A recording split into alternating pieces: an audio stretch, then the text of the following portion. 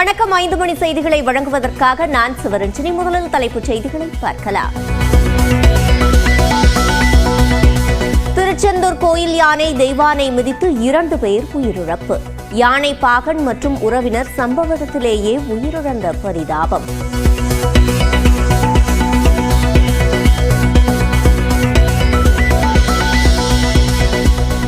அமைதியாக இருந்த திருச்செந்தூர் கோயில் யானை ஆக்ரோஷமாக மாறியது ஏன்? 2 பேரை மிதித்துக் கொன்றதற்கான காரணம் குறித்து விசாரணை.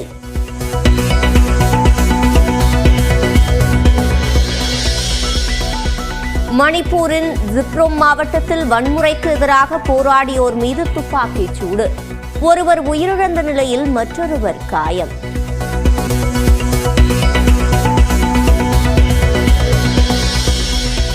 மணிப்பூருக்கு 5000 ராணுவ வீரர்களை அனுப்ப அமித்ஷா தலைமையிலான கூட்டத்தில் முடிவு. மாநிலத்தில் மீண்டும் கலவரம் வெடித்துள்ள நிலையில் மத்திய அரசு நடவடிக்கை.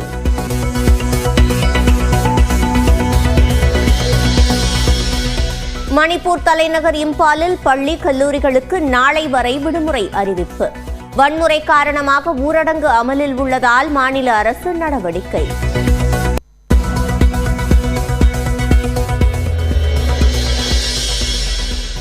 ஹோட்டல்களில் பிளாஸ்டிக் பாலித்தீன் கவர்களை பயன்படுத்தினால் அபராதம் விதிக்கப்படும் என உணவுத்துறை எச்சரிக்கை. டீ கடைகளில் டீ பார்சல் கூட கவர்களில் கட்டித்தரக்கூடாது என்றும் உத்தரவு.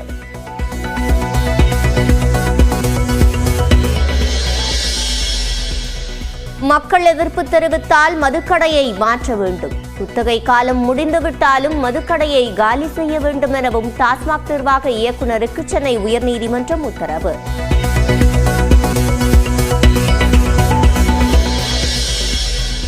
ஆந்திர மாநிலம் விசாகப்பட்டினத்தில் 15 மாணவிகளின் தலைமுடியை வெட்டிய பள்ளி ஆசிரியை. பள்ளிக்கு தாமதமாக வந்ததால் கொடூரமான தண்டனை. కొట్టిన తర్వాత వచ్చి ఎండలో నిల్చోబెట్టారు. 2 hours. குன்னூர் ராணுவ பயிற்சி கல்லூரி வளாகத்தில் சண்டையிட்ட காட்டெருமைகள்.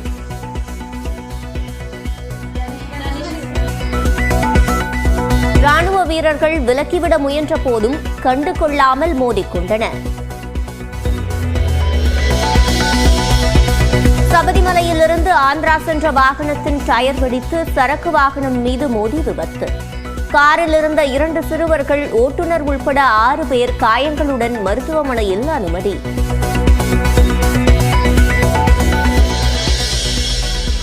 பெண்ணாகரத்தில் விஜயா மருத்துவமனையில் பிரசவத்தின் போது தாய் மற்றும் சேய் உயிரிழந்த விவகாரம். மருத்துவ வசதிகள் அடிப்படையில் லெவல் 3 இருந்து லெவல் 2 ஆக தரம் குறைப்பு.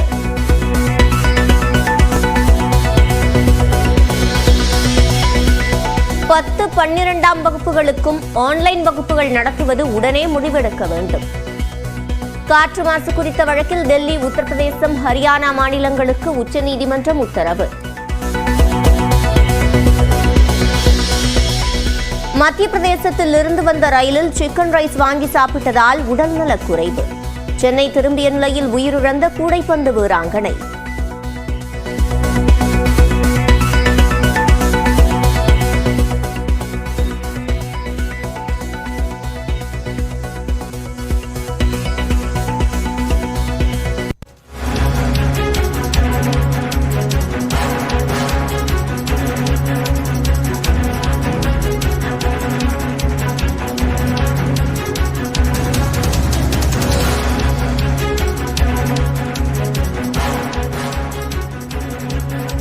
அண்மை செய்தியை பார்த்து வருகிறோம். மகாராஷ்டிரா, ஜார்க்கண்ட் மாநிலங்களில் நாளை மறுநாள் சட்டப்பேரவை தேர்தல் நடைபெறவுள்ள நிலையில் இன்றோடு பரப்புரை ஓய்வு பெற்றிருக்கிறது.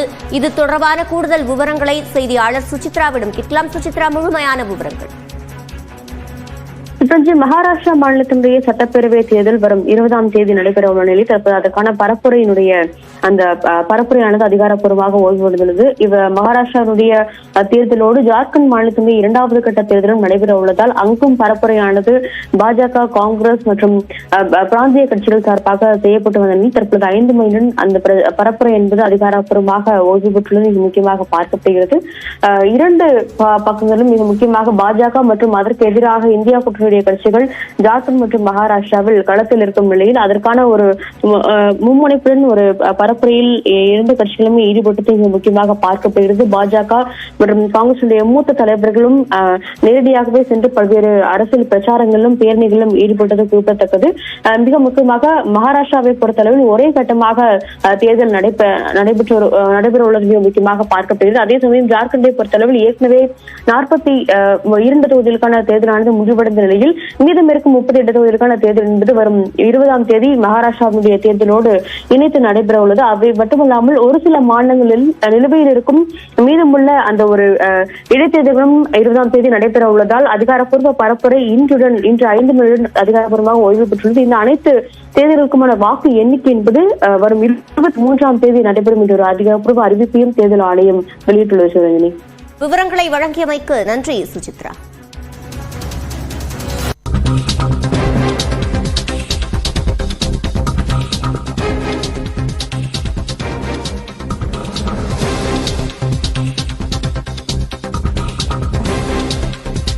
தற்போதைய செய்தியை பார்த்து வருகிறோம். சேலம் அருகே அதிமுகவுக்கு வேலை பார்த்து வந்த ஆசிரியர் ஒருவர் மீது ஒழுங்கு நடவடிக்கை எடுக்கப்பட்டிருக்கிறது. அரியாம்பட்டி ஒன்றிய நடுநிலைப்பள்ளி பட்டதாரி ஆசிரியர் மீது தற்போது ஒழுங்கு நடவடிக்கை எடுக்கப்பட்டிருக்கிறது. அரசியல் சார்ந்த சங்கத்தில் அவர் இருப்பதை அவர் ஒப்புக்கொண்ட நிலையில் ஒழுங்கு நடவடிக்கை எடுக்கப்பட்டிருக்கிறது. ஆசிரியர் சீதாராமன் மீது ஒழுங்கு நடவடிக்கை எடுத்திருக்கிறது பள்ளிக்கல்வித்துறை. அரசியல் சார்ந்த விவசாய சங்கத்தில் பொறுப்பாளராக இருப்பதை அவர் ஒப்புக்கொண்ட நிலையில் ஒழுங்கு நடவடிக்கை எடுக்கப்பட்டிருக்கிறது. கூடுதல் விவரங்களை செய்தியாளர் கோகுலகண்ணனிடம் கேட்கலாம். கோகுல், முழுமையான விவரங்கள். சேலம் மாவட்டம் தாரமங்கலம் அருகே இருக்கக்கூடிய அரியாமங்கலம் பள்ளியில் சீதாராமன் என்பவர் ஆசிரியராக பணியாற்றி வருகிறார். இந்த சீதாராமன் பள்ளியில் பணியாற்றி கொண்டே விவசாயிகள் சங்கத்தில் இருப்பதாகவும் சரிவர பள்ளிக்கு வருவதில்லை என்றும் அவர் மீது குற்றச்சாட்டு நடைபெற்றது. குறிப்பாக நேற்று சேலம் மாவட்டம் மேட்டூர் அருகே மேச்சேரியில் முன்னாள் முதலமைச்சர் எடப்பாடி பழனிசாமி அவர்களுக்கு பாராட்டு விழா நடைபெற்றது. இந்த நிகழ்ச்சியிலும் இந்த விவசாயிகள் சங்கத்தின் சார்பாக ஒரு ஆசிரியர் சீதாராமன் கலந்து கொண்டிருக்கிறார். இது குறித்து ஏற்கனவே அவர் மீது புகார் இருந்த நிலையில் தற்பொழுது தாரமங்கலம் மாவட்ட கல்வி அலுவலர், தொடக்க கல்விக்கான மாவட்ட கல்வி அலுவலர் இதற்கான விசாரணையை நடத்தியிருக்கிறார். இந்த விசாரணையில் ஆசிரியர் சீதாராமன் விவசாய சங்கத்தில், அரசியல் கட்சி சார்ந்த ஒரு விவசாய சங்கத்தில் இருப்பதை அவர் ஒப்புக்கொண்டிருப்பதாகவும் அவர் மீது ஒழுங்கு நடவடிக்கை எடுக்கப்பட்டிருப்பதாகவும் தொடக்க கல்வி இயக்குநருக்கு தற்பொழுது மாவட்ட கல்வி அலுவலர் கடிதம் அனுப்பியிருக்கிறார். அந்த கடிதம் தற்பொழுது வெளியாகி இருக்கிறது. குறிப்பாக ஒரு பள்ளி நேரங்களில் சரியாக பள்ளிக்கு வராமல் இருந்ததாலும் விவசாய சங்கங்களில் அதிக ஈடுபாடு இருந்ததோடு மட்டுமல்லாமல் அரசியல் கட்சி சார்ந்த நிகழ்ச்சிகளிலும் தொடர்ந்து பங்கு பெற்று வந்ததாலும் தற்பொழுது இந்த ஒழுங்கு நடவடிக்கை எடுக்கப்பட்டிருப்பதாக விளக்கம் அளிக்கப்பட்டிருக்கிறது.